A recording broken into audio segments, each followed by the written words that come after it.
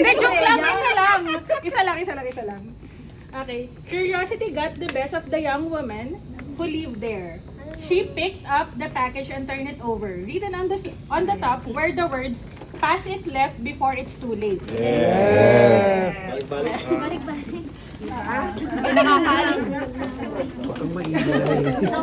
She laughed nervously but passed it to her neighbor on the left. Left lang ng left. Stop the story there. Okay lang yun.